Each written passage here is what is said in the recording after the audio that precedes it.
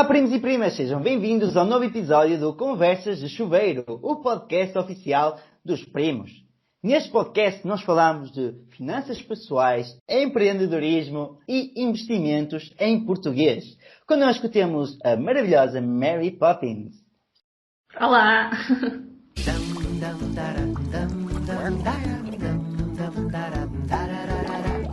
Banho é bom, banho é bom, banho é muito bom, só que agora acabou daí.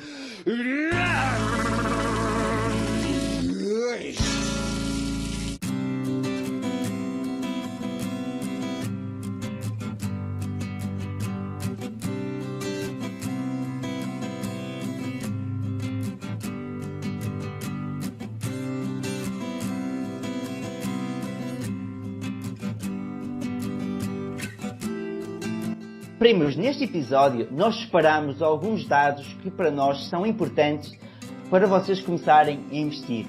Mas antes de falarmos aqui destes passo a passo bem específico, nós vamos falar um bocadinho porque é importante ter este tipo de procedimento. Uma das coisas que nós fomos percebendo ao longo desta nossa jornada foi que a maior parte dos erros que nós cometemos foram cometidos por outras pessoas. E uma delas foi começar a investir sem ter qualquer tipo de conhecimento. Ou seja, entramos a derrapar logo porque ouvimos falar de alguma coisa toda XPTO, assim como vocês, que neste momento está aqui o mercado das criptomoedas a desabar, mas na altura, quando nós entramos, até que o mercado estava em alta. E para isso nós separamos aqui alguns pontos importantes, e o primeiro é sobre a leitura. Mary, o que é que tens a dizer sobre isto? Sim, eu acho que o primeiro passo é beber conhecimento, seja através de livros, seja através de blogs. Agora também há outros formatos, não é necessariamente obrigatório a leitura real, ou seja, há audiolivros, há vídeos de YouTube, há podcasts, há tudo. Ou seja, eu acho que a parte inicial é mesmo, o passo inicial é mesmo aprender o máximo possível, ver com que tipo de ativos é que te identificas. Eu já ouvi livros mais técnicos sobre escolher ações, analisar ações e percebi que, ok, não é isso que eu quero, vamos passar para outros.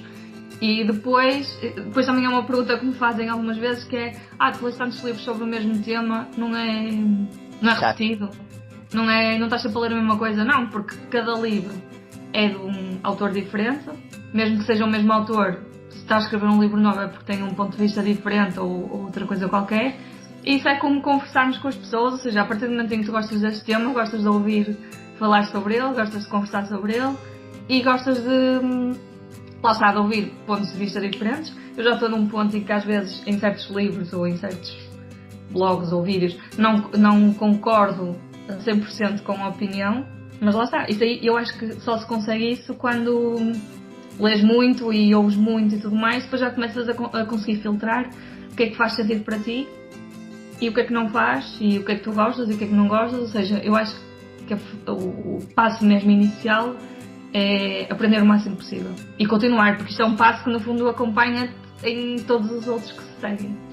Sim, isso é mesmo muito importante, e aliás é lendo muito e é tendo várias experiências que nós conseguimos desenvolver o tal sentido crítico, não é? Aquilo que tu falaste agora mesmo, tu vais começando a ouvir, ouvindo vários tipos de assuntos, todos eles a bater ao mesmo, não é? Tudo, vamos a ver, a vida roda quase toda no mesmo sentido, é tudo um investimento que nós fazemos, nós investimos o nosso tempo em alguma coisa, quer seja no desporto, na alimentação, e falando agora na alimentação, porque eu tenho sempre aquele lado mais gordo, como é lógico. Falando aqui do livro do livro que nós vamos lendo e que até pode ser de diferentes autores, mas sempre do mesmo assunto, é como a francesinha é sempre igual, o que muda o molho, não é? E nós fomos a ver, nós estamos sempre ali à procura do que é o melhor, o que é que não é, ou esta se calhar tem um pontinho mais salgado, a outra tem um pontinho mais picante, e que onde um de nós vai desenvolvendo esse sentido e vai ficando. E depois cada um tem a sua preferida, não é? Exatamente, mas ao mesmo tempo vai ficando mais vocacionado para um ponto. E é normal que tu não gostes de um livro, é normal que tu não queiras ler Peter Lynch, mas que prefiras ler Warren Buffett, ou até nem isso, e até prefiras ler o Nassim Taleb ou outra coisa qualquer. Sim, eu acho que é uma vantagem enorme também termos uma gama tão ampla de opções. Depois cada um pode escolher os seus e ler o que gosta e aprender, porque lá está, há coisas que até ditas por um certo autor podem fazer sentido para mim e para ti não, e depois com outro qualquer tu consegues entender melhor do que eu. Por isso é que é bom ler bastante, entender depois o que é que faz sentido para ti e depois ir filtrando e usando os bocadinhos de cada um que fazem sentido na tua jornada. Sim, concordo completamente disso. Aqui o segundo ponto que nós separamos, depois dos primos começarem a ler realmente qualquer tipo de livro, existem alguns que são mais complexos do que outros, não é? Como é lógico, mas o que é complexo para mim se calhar pode não ser complexo para outra pessoa, não se pode discutir isso, mas ao mesmo tempo a importância da leitura ou a importância de beber conhecimento, quer seja em podcasts, YouTube, livros, que não são obrigados a comprar livros, existem bibliotecas e tudo mais, está bem? Não existe um valor mínimo para o investimento.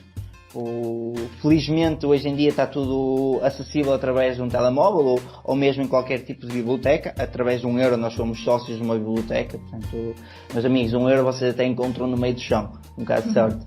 Às vezes até 5. Ou nas calças, no bolso das calças, para lavar. E se tiverem namorados em casa, encontram muitas. Mas aqui o segundo ponto, depois de começarem a ler e começarem a perceber realmente se este tipo de investimentos ou os tipos de investimentos que existem, o segundo ponto que nós separamos aqui é a importância de preparar um fundo de emergência. Ninguém vai à guerra sem um capacete e nós aqui estamos a falar de uma guerra constante entre a nossa vida e, portanto, a Feira vai falar-nos aqui um bocadinho sobre o fundo de emergência.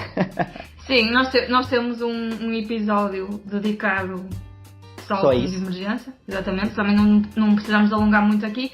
Mas lá está, a ideia é que as emergências acontecem quando nós menos esperamos, acontecem também, principalmente, ou seja, quando há uma crise que leva a desemprego em massa, que é o que está a acontecer neste momento, ou layoffs ou coisas assim, também normalmente está associada a quedas na bolsa, ou seja, também não é grande ideia ter dinheiro investido sem ter uma rede de segurança, porque lá está, quando acontece a ti a emergência pode ser exatamente quando a bolsa está em baixo e é uma má altura para ir lá buscar dinheiro que precisa, ou seja, ter o fundo de emergência primeiro, sem dúvida nenhuma. Mas claro que isto aqui ou seja, tu vais construindo o fundo de emergência enquanto vais aprendendo, enquanto vais lendo, porque também não vais aprender de um dia para o outro, também não vais construir o fundo de emergência de um dia para o outro, por isso eu diria que estes dois pontos ao mesmo tempo tem que andar a acompanhar, tem que andar de mão dada, digamos assim. Exatamente. O ler muito, sobretudo, sobre a própria importância do fundo de emergência. Existem alguns livros que até falam sobre isso. E se fomos, do livro que nós falámos, tinha sido O Homem Mais Rico da Babilónia, que falámos nessa altura até, e ele também fala do simples facto de nós separarmos pelo menos ali uma moedinha em cada 10 por de lado. Não é que ao final de um ano o nosso saco está cheio, e isto dá para tudo, dá para os investimentos e ao mesmo tempo dá para o fundo de emergência. Portanto, é um dos pontos principais para vocês fazerem isso. À medida que vão preparando o fundo de emergência, e este fundo deve ser tido também em conta de acordo com o tipo de vida que nós estamos a ter neste momento, correto? E para isso nós tínhamos aqui separado como terceira fase a importância de perceber se nós temos dívidas ou não, e ao mesmo tempo como é que são essas dívidas, se são dívidas que são tóxicas, se são dívidas que são não inteligentes ou se são dívidas inteligentes e que sejam não tóxicas neste caso. Queres falar um bocadinho, minha querida? Olha, este é um ponto que eu não estou muito à vontade porque eu nunca tive dívidas, mas lá está, por ter lido tanto, e a maioria dos livros que eu leio começam precisamente nessa fase, ou seja, a ideia é cresceres o teu património e em grande parte dos casos tu começas não do zero, mas de valores negativos. Ou seja, há ali primeiro uma parte negativa de juros e de juros compostos que estão a agir contra ti, porque na fase em que tu tens dívidas, tu não estás a usufruir do juro composto, estás a pagar alguém esse juro composto. Por isso, eu até tenho, lá está, mas é com base no que eu aprendi, não é com base em experiência própria, por isso pode depois para outras pessoas não fazer sentido. Mas imagina, na minha opinião, que pode não ser muito consensual, mas é o que eu acho, e eu aqui não vejo a parte emocional porque nunca passei por isso, mas vejo a parte matemática. No caso de dívidas, por exemplo, de cartões de crédito ou coisas desse género, com taxas de juros muito elevadas, tipo 10%, 15%, 20% que existe, eu acredito que é mais vantajoso pagar primeiro estas dívidas antes de construir o fundo de emergência.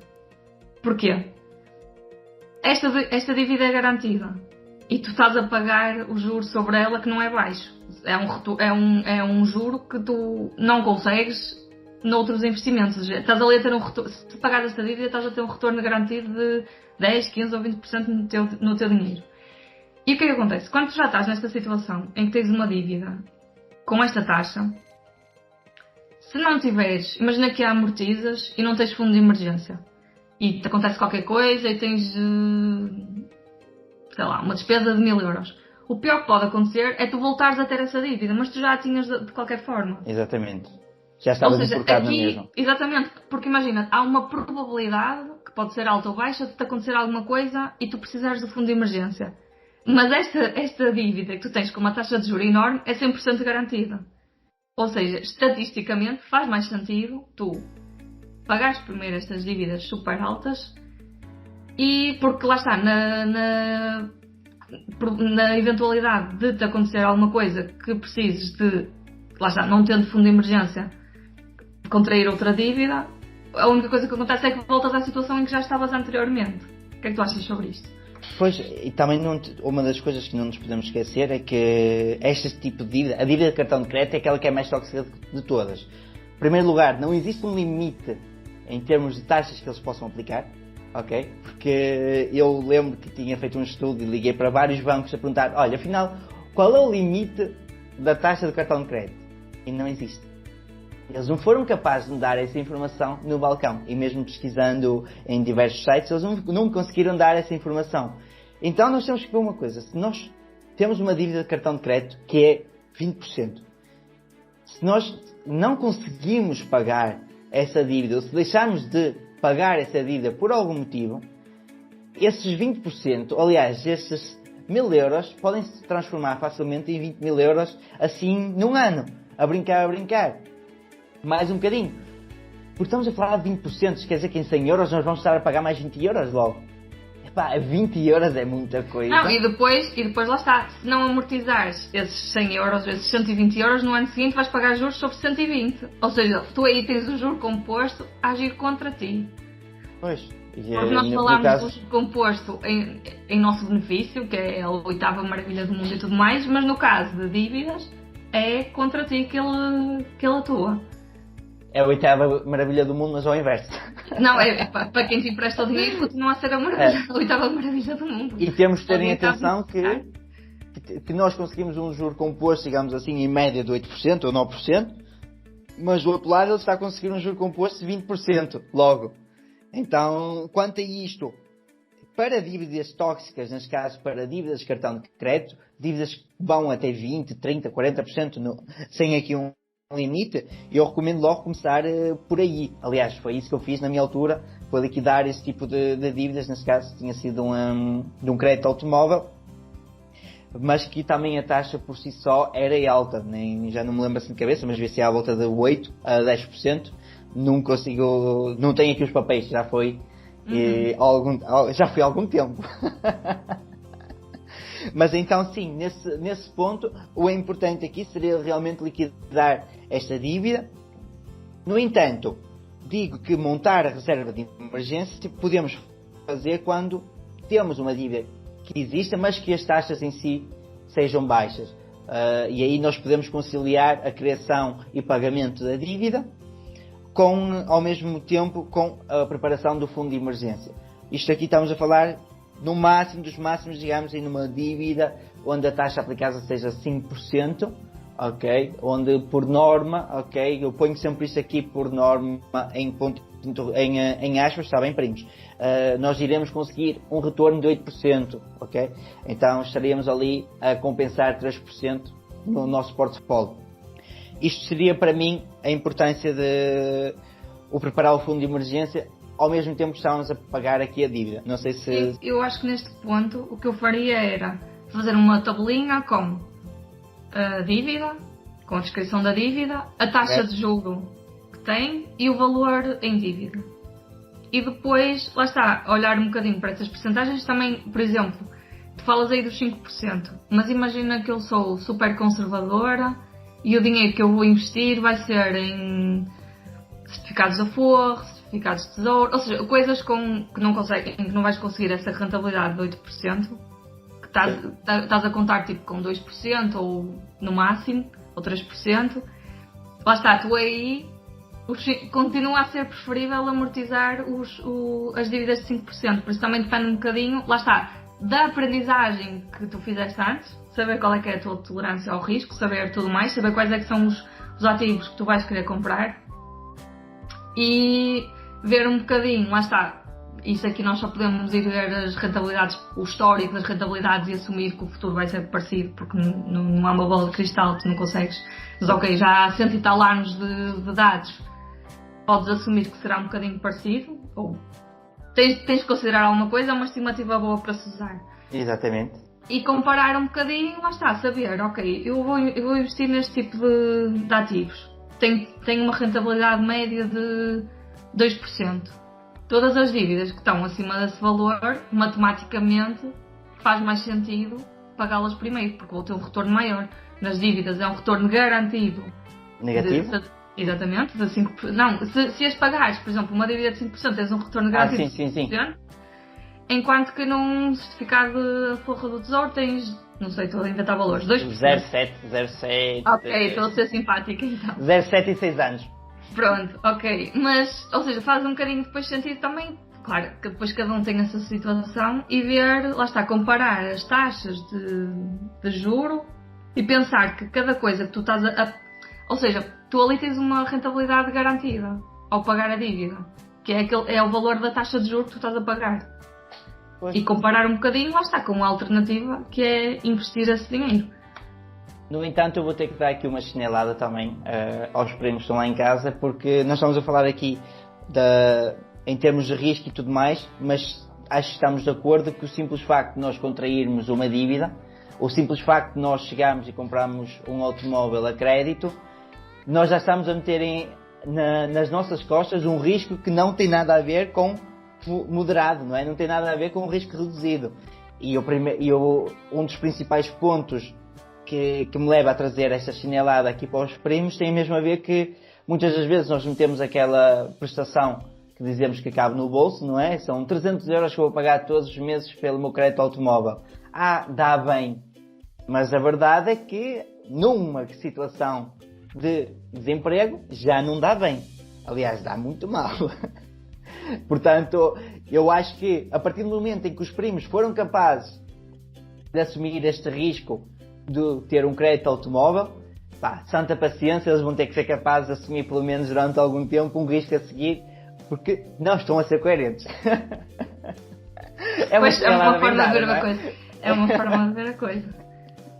Pronto, e em quarto ponto, nós temos, depois de termos preparado, neste caso, falarmos aqui de leitura, ok? Primos, eu espero bem que vocês estejam a acompanhar isto com um papel e caneta, está bem? E ao mesmo tempo que aproveita já que estejam a partilhar este podcast, que é de toda a importância para vocês, para os vossos familiares, amigos, primas, mães, pais, tios, eu acho que este é mesmo super útil, porque isto é das perguntas que mais me fazem, ok, como é que eu começo?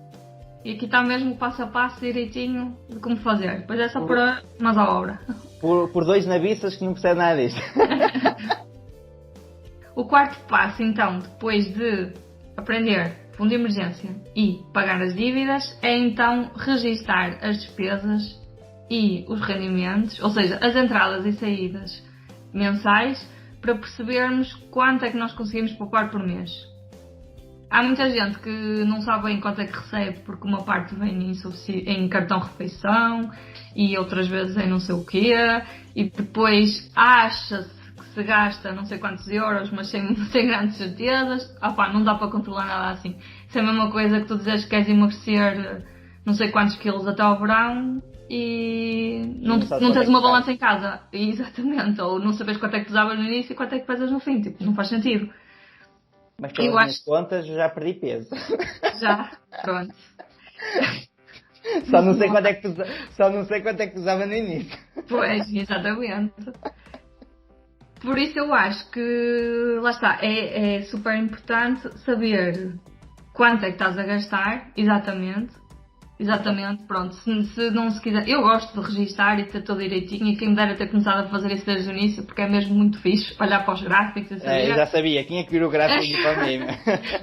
Pronto, mas eu entendo que nem Nem toda toda a a gente gente. gosta, mas imagina, ok, eu registro no Excel porque é uma coisa que me demora, tipo, 1 minuto no dia seguinte a ter gasto dinheiro, é abrir, registar e tá. Mas para quem não gosta disso, há imensas aplicações que se podem utilizar, podem apontar no bloco de notas ou assim, e se não quiserem ir mesmo ao pormenor, e por exemplo, alguém que costuma pagar tudo com cartão, pode só tirar o extrato bancário e sabe quanto é que gastou nesse mês. Sim, por Ou seja, exemplo. pronto, E eu, é no uma... meu caso, não uso o Excel, uso mais uma aplicação, porque lá está, como o meu dia a dia, o teu dia a dia é mais dentro do computador, não é? Trabalhar no computador, o meu dia a dia é trabalhar com o telemóvel, então fica muito mais prático para mim a partir do momento em que gasto alguma coisa, pá, estou a pagar com o cartão, Claro. ou estou a pagar dinheiro, já estou a registrar no telemóvel.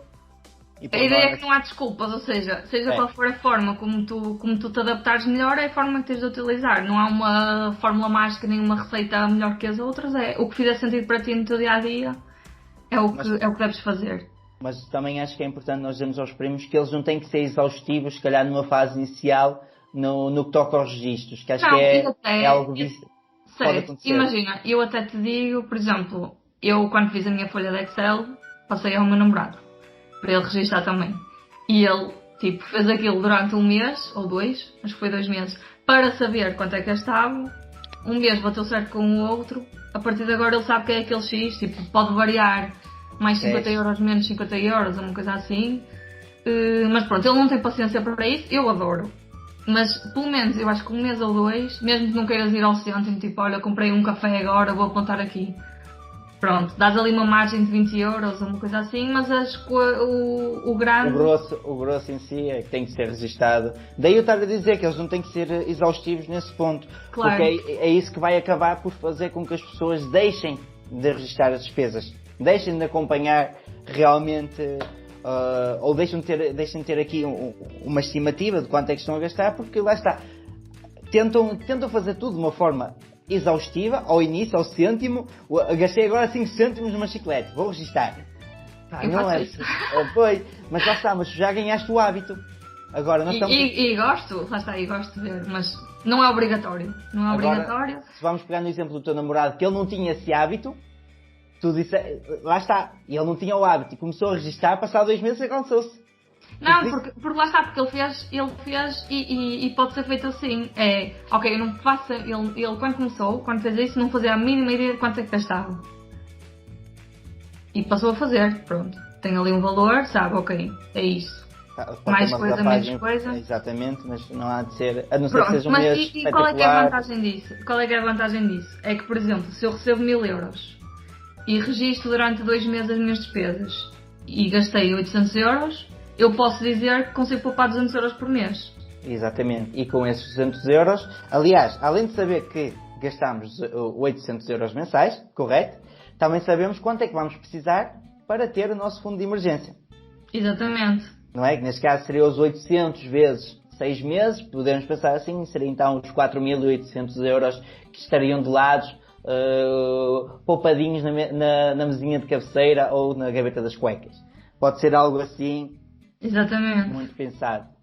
E então, depois de termos a leitura em dia, o fundo de emergência preparado, as nossas dívidas organizadas, o nosso orçamento aqui mais ou menos com uma ideia de quanto é que nós precisamos e quanto é que nós gastamos, nós passamos para a atribuição das metas, neste caso, que é, ok, eu sei que me sobram 200 euros todos os meses, o que é que eu vou fazer com eles?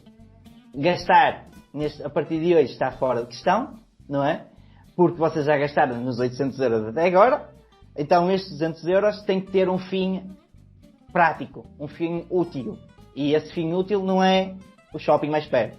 É algo que dê então para mais tarde poder usufruir do shopping.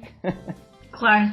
Nós aqui definimos então, ou seja, nós podemos definir as metas em objetivos de curto, médio ou longo prazo. Exatamente. Nós aqui, curto prazo, consideramos até 3 anos. Exato. Sim. Qualquer coisa assim. Pode ser o casamento de uns amigos ou o nosso casamento. Podem ser umas férias, podem ser as férias de verão. Pode ser trocar de telemóvel. Exatamente. Um filho. Pode vir. Exatamente. Um filho que pode estar nos planos daqui a 3 anos. E então temos que preparar também isso. E agora, por exemplo, a forma como eu faria isto é... Então eu vou de férias daqui a 3 meses e as minhas férias vão custar 600 euros. E eu poupo os tais 200 euros por mês. Certo. Então o que é que isso quer dizer? Que eu nestes 3 meses, esses 200 euros que eu vou poupar são exclusivamente para as férias. Porque é o objetivo que eu tenho que está mais próximo. Preciso da totalidade do dinheiro. Por isso, esse dinheiro que eu estou a poupar é para isso. Agora imagina, se as minhas férias, se eu vou só aqui para a casa dos meus pais e vou ao cinema de vez em quando e as férias só me vão custar 100 euros, eu poupo 100 euros e depois os outros 500 que eu vou poupar nesses 3 meses tenho de os atribuir a outro destes objetivos que eu posso ter aqui. Exatamente. E vamos imaginar que até seja a aquisição de um telemóvel, então nós teremos que custe 500 euros, que custe 300 euros, então nós teríamos ainda a possibilidade de pegar nos 100 euros o primeiro mês, se for 300 euros e mais 200 euros o segundo mês. Isto pode parecer uma coisinha muito fácil, primos, ou muito básica, mas é um dos erros que acontece muitas das vezes, é que nós não calculamos isso. Nós, quando não temos a noção de quanto é que ganhamos, nós pensamos que não ganhamos dinheiro e que não sobra dinheiro. Então, o que é que vai acontecer? Vai acabar porque vamos ou pedir a alguém para nos emprestar, ou vamos acabar por dizer que não, ou vamos pedir um crédito ou vamos pagar as prestações. É que imagina, se eu tenho que trocar telemóvel no próximo ano, se eu não começar a planear agora, eu posso chegar à altura do próximo ano e pensar, agora não tenho dinheiro, vou ter de pagar com o cartão de crédito ou uma coisa assim. Ou vou ter que pagar as mensalidades, as prestações aqui, fazer um plano de 24 meses. Quando, toda a gente sabe, mais ou menos, claro, a não ser que te aconteça alguma coisa, parte do telemóvel e tudo mais, está planeado, ou sabes que ele ao fim de X anos vai dar o badagaio. Pois, é o que está a acontecer ao meu. Sim, também existe aquela possibilidade de aproveitar ao mesmo tempo que já que vamos trocar telemóvel, podemos tentar vender o anterior, certo? Podemos tentar vender o anterior, ganhar aqui algum dinheiro. Isto já é uma coisa aqui para uma renda extra adicional, estão a ver? Já pode ficar mais barato. Nós somos uns caritos, está a fazer mesmo aqui a papinha toda. Isto vai ficar caro. Claro que a minha irmã fez pataniscas há um bocado. Mas sim, aproveitar esse dinheiro adicional que já nos vai permitir ao mesmo tempo de baixar a nossa conta e vai nos permitir sobrar mais dinheiro para outra meta qualquer. Portanto, acho que faz todo o sentido os primos a curto prazo, aqui um espaço de 3 anos, colocarem esse dinheiro e começar a separar aqui por potinhos, por envelopes, pronto, como quiserem. E para onde é que vai esse dinheiro? Era isso que eu te ia perguntar. Ora, nós separamos aqui que esse dinheiro, como é um dinheiro que nós vamos precisar muito rapidamente, não convém nós ficarmos sem eles ou não convém existir qualquer tipo de risco. Para isso, nós pusemos aqui contas de poupança, contas remuneradas, gaveta das cuecas, porque também temos de ser sinceros, a rentabilidade que nós vamos ter nestes 3 anos não vai ser nada para ir além. O quê? Vamos aplicar 1% em 100 euros? Claro, e assim, eu acho que seria traumatizante alguém investir o dinheiro das férias e depois descobrir que não pode ir de férias porque o dinheiro vale metade do quando colocou lá. Ou seja, isto aqui se queremos atingir estes objetivos, poupamos para eles, vamos garantir que os conseguimos realizar já que trabalhamos para isso, não é? Exatamente, e estamos a falar aqui de um curto espaço de tempo muito pequenino, então 3 anos, pronto, não vale a pena sequer colocar este dinheiro em risco, tá, primos? Portanto, risco, não existe risco zero, mas risco reduzido, praticamente. Portanto, uma continha bancária ou isso, e aproveitar isso, colocar o dinheiro lá dentro. Depois, em segundo lugar temos as metas a médio prazo, correto? E o que é que pode ser a médio prazo? Temos que comprar uma casa, certo? Aliás, aqui a médio prazo nós estamos a calcular entre 3 a 8 anos, está bem? Há quem possa levar até 10, mas nós vamos calcular aqui a 3 a 8 anos. E pode estar então aqui comprar uma casa. O que é comprar uma casa? É chegar a meter o dinheiro todo? Não. É dar aquela entrada inicial, não é? 100 mil euros, 10%, 10 mil euros vão ter que entrar. Correto? Então o que é que nós vamos fazer? Nós vamos pegar aqui nestes 10 mil euros, ok? Imaginemos que vai ser no 8º ano que nós vamos comprar, a dar entrada à nossa casa. Então nós sabemos que 10 mil dividido por 8 dará algo como 1.250 euros por ano, que deve ser colocado de lado. Se nós vamos pegar nestes 1.250 euros, é isso? A dividir pelos 200 euros por mês, ok? Ou neste caso, por 12 dá algo como 105 euros por mês. Portanto, ainda há aqui muito dinheiro que dá para ser colocado de lado se sobrar 200 euros. Então, uma das coisas que nos esquecemos muitas vezes quando estamos aqui a atribuir as metas é que, a maior parte das vezes, há primos que começam a jornada já acompanhados, não é? Já em casal, mas também há primos que começam como solteiros e a meio dessa jornada existe uma segunda pessoa que se acrescenta ou que se junta ao caminho. E então fica assim interessante juntar aqui, se calhar, os objetivos, não é? Porque se vamos casar temos que ter alguém para casar, não é lógico, digamos assim. Há quem se case consigo próprio agora, já vi histórias assim. É o meu caso. Não, mas se vamos colocar aqui alguém dentro da nossa vida, acho que faz todo o sentido, a partir do momento em que ele entra dentro da nossa vida, faz todo o sentido começar e colocar essa pessoa dentro das nossas metas, porque acho que é esse o objetivo, não é? Sim, até porque há aqui objetivos que depois passam a ser comuns, não é? Comprar a casa, normalmente faz-se depois a dois, ou mesmo, lá está, para médio prazo podes planear uma viagem tipo à América do Sul de não sei quanto, tipo, vais-te a poupar aí numa quantia significativa. Exatamente. E queres ir nessa viagem com essa pessoa, por isso aí também passa a ser um objetivo comum. Eu acho que podes ter estes objetivos em comum e poupança em comum e depois ter certas coisas em separado, porque depois há objetivos que são individuais. É verdade. Mas isso depois também depende um bocadinho da forma como o casal faz a gestão das finanças. Sim, mas no entanto acho que passamos aqui o ponto importante, que é, independentemente de tudo, o saber o nosso orçamento mensal vai, de certa forma, afetar todas estas metas. Com isto nós vemos realmente a importância de perceber quanto é que nós conseguimos poupar por mês. Porquê?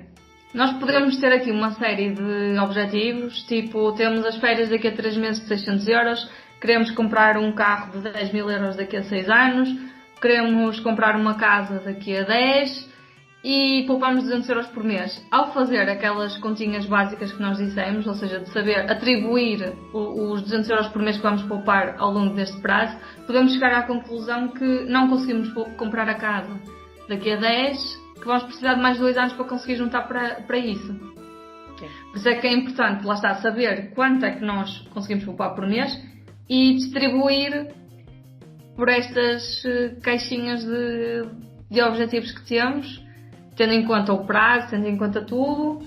Lá está, e depois podemos chegar à conclusão que precisamos ou de poupar mais, se for possível, através de aumentar rendimentos ou reduzir as despesas, ou então aumentar o prazo dos objetivos que temos. Ou seja, em vez de conseguir daqui a 3 anos, que só vamos conseguir daqui a 5. E está tudo bem. Exatamente. É importante saber isso. Lá está. Sim, é importante ter essa ideia. E agora, onde é que os primos podem aplicar esse dinheiro? Lembram-se, no curto prazo nós dissemos que não há assim muita opção para colocar o dinheiro. Mas no médio prazo, dos 3 aos 8 anos, já temos aqui algumas opções, porque já temos mais tempo para gerir risco, não é? Então nós preparamos o quê? Nós preparamos, imaginemos que vocês têm 20 mil euros que conseguiram juntar, está bem? Em casal, estamos a falar aqui de tipo casal ou então em forma individual, mas nós temos aqui 20 mil euros. Nós preparamos aqui, por exemplo, 2 exemplos para vocês muito simples, que seria um primeiro exemplo num PPR, ok? num PPR em forma de fundo, exatamente, mas com a particularidade que não íamos aproveitar os benefícios à entrada. Ok? Porque estamos a falar, existe aqui algumas taxas que vão ser aplicadas depois, e se vocês aproveitarem o benefício à entrada e saírem passado 8 anos, vão ter que pagar. E nós queremos que vocês paguem o mínimo possível e ganhem o máximo possível. Então, nós metemos aqui num PPR e num certificado de aforro, por exemplo. Isto porque em termos de riscos. Mas qual é a importância aqui dos riscos que convém vocês perceberem? Vai afetar nas rentabilidades, está bem, primos? E vai afetar no dinheiro que vocês vão ganhar passados 8 anos, ou os 6 anos, aliás. Nós fizemos as contas para 6 anos. Então, imaginemos que vocês aplicavam 20 mil euros num certificado de aforro. Ao final dos 6 anos, vocês iriam ganhar a belíssima quantia de 848 euros líquidos, está bem? Ou seja, iriam terminar o vosso 6 anos com 20.848 euros. Enquanto se utilizassem num PPR, ok? Sem os benefícios à entrada e em forma de fundo, nós estamos aqui a atribuir em média, ok? Uns 5% de rentabilidade anual. Vocês iriam conseguir, ao final de 6 anos, um incremento de 5.339,49 euros, ok? Isso seria que vocês iriam ter 25 mil euros ao final de 6 anos. No entanto, como estamos a falar de um PPR que vocês vão levantar esse dinheiro ao final de 6 anos, vão ter que pagar 21% de imposto. Correto? Que está nada mais, nada menos do que 4.500 euros adicionais. Está bem? 4.500 euros líquidos. Isto em relação ao certificado de aforro. Ou seja, vocês iriam ter ganho 4.500 euros a mais. Portanto, estão a ver que ainda é muito dinheiro e que começamos a ter aqui opções e que um bocadinho mais de risco dá-nos também aqui umas férias garantidas, não é? Ou até 4, se for 1.000 euros por férias. E depois temos o longo prazo, não é, minha querida? Queres falar aí um bocadinho? Sim, eu voltava um bocadinho atrás, porque nós aqui falámos de PPR, mas ETFs globais, ETFs de obrigações, ou seja, aqui com um prazo, se calhar os objetivos de médio prazo que estão mais encostados aos 3 anos, se calhar optar por um bocadinho menos risco, mas os que estão mais encostados a outro ponto, a 18 anos, aí já se pode brincar um bocadinho mais, porque já é um prazo maior para deixar crescer. Pronto, aqui no longo prazo nós pusemos aqui como objetivo a reforma. Exato. Pode ser, ou sei lá, comprar uma casa de férias, ou comprar uma autocaravana. Exatamente, uma coisa que queremos, sei lá, daqui a 20 anos ou daqui a... dar a volta ao mundo. Exatamente. Seja o que for, acima de 8 anos, 10 anos, passa a ser um objetivo de longo prazo. E aqui já temos de voltar um bocadinho ao ponto 1, depois de termos aprendido e percebido qual é que é a nossa estratégia, o que é que nós gostamos, quais é que são os ativos que fazem sentido para nós, neste longo prazo é qualquer coisa que faça sentido para o nosso perfil. Exatamente, e dentro disso nós temos várias opções, desde investimentos em ações, investimentos em ETFs, plataformas peer-to-peer, investimento em criptomoedas, negócios, tanta coisa. Tudo o que fizer sentido relativamente ao vosso risco, certificados de aforro se for o caso também. No entanto, há que garantir uma coisa, primos.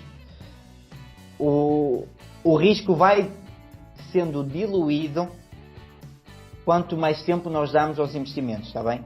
Então, se eu hoje tenho 18 anos, o meu risco de chegar aos 60 anos e ficar sem dinheiro é muito pouco, tá? Se eu hoje tenho 35, eu preciso do dinheiro aos 36, o risco é muito maior. Mas quanto mais tempo, quanto maior for a minha janela de investimento, em termos de tempo, menor vai ser esse risco e maior deve ser o risco que eu assumo nos investimentos. Isto, a meu ver, como é lógico, vale o que vale, E, Não, porque no fundo, lá está, tu quanto mais tempo tiveres, mais tempo tens para recuperar de quedas, para ajustar a tua estratégia se for o caso. Ou seja, enquanto que uma coisa que seja daqui a 3 anos, não há grande tempo para corrigir as neiras que possas ter feito com esse dinheiro. E até uma frase que se costuma dizer que é que no longo prazo o risco é não assumir risco. Uhum. Pois, isso aí é uma coisa, por acaso, que é muito engraçada, que é assim. O meu objetivo a longo prazo é a reforma antecipada. Vamos supor que eu daqui a 15 anos quero reformar. A probabilidade de eu atingir este objetivo é muito maior investindo 100% em Bitcoin. Estou agora a dizer uma sorte, não é o que eu faço, mas imagina, é maior a probabilidade de eu atingir o meu objetivo investindo 100% em ações de sei lá o quê, de uma empresa qualquer, do que deixar o dinheiro parado. Porquê? Porque se eu deixar o dinheiro parado, eu sei que chego daqui a 15 anos e tenho, sei lá, 100 mil euros ou 50 mil euros poupados. Exato. Enquanto que investindo num ETF de ações ou noutro ativo qualquer, há uma probabilidade do dinheiro multiplicar X vezes nesse tempo. Eu não estou aqui a recomendar nada e estou a dizer coisas à sorte, não é nada disto que eu faço, porque vocês sabem. Mas lá está, é mais arriscado deixar o dinheiro em ativos sem risco, porque a probabilidade de eu atingir o objetivo é 0, enquanto que pondo o dinheiro em risco, a minha probabilidade aumenta bastante. Pronto, mas acho que isto nós podemos falar depois dos bitcoins e ETFs e tudo mais num próximo podcast. Sim, o objetivo disto não era isto. Aqui era mesmo resumir, fazer aqui a checklist. Nós temos então, para terminar, ponto 1, ler, aprender, ouvir, conversar. Sempre. Sobre todos os temas, chegar àquele ponto em que ouvimos um especialista e podemos dizer, nem concordo muito com isto. Exatamente. Poder argumentar e dar a nossa opinião sobre as coisas e não ser só, o que ele disse que é isto ou que é aquilo, pronto. Segundo passo, ou o terceiro passo, isto aqui pode ser tudo feito ao mesmo tempo, temos então fundo de emergência, 6 meses as nossas despesas guardadinhos para nos assegurar caso aconteça alguma coisa, e fazer uma lista das dívidas e ver o que é que faz sentido pagar, o que é que faz sentido deixar estar porque está bem. Por exemplo, o crédito de habitação, nós não falamos disso, mas é daquelas que pode continuar lá. E em quarto lugar, fazer o registro do que entra e do que sai mensalmente para sabermos exatamente quanto é que conseguimos poupar. Exatamente. E por fim, perceber quais é que são os nossos objetivos a curto, a médio e longo prazo, fazer também uma listinha com as datas em que queremos atingir o objetivo, o valor que é necessário. Exatamente. E definir uma estratégia para poupar esse dinheiro. Exatamente. E distribuir, no fundo, o dinheiro que nós calculamos anteriormente, o valor que conseguimos poupar por mês, distribuir por cada um dos objetivos que temos a longo prazo, a médio e a curto. Qualquer coisa, caso ainda surjam dúvidas, podem sempre nos questionar diretamente. Para isso, podem ir à página pessoal da nossa querida Mary Poppins, que é fire.pt no Instagram, ou então no meu blog www.damadeuros.com, ou então podem também me questionar a mim dentro das redes sociais, o Primo da França no YouTube, ou então Pedro Mó Gomes no Instagram. Também têm acesso, caso precisem, da minha formação em linha do curso PIG, que é o método do Primo. No entanto, meus queridos, nós temos aqui para pagar este podcast apenas o Bitcoin. O Yakuza Samamoto, como é que ele chama. Temos que lhe mandar a fatura. No entanto, espero que tenham gostado.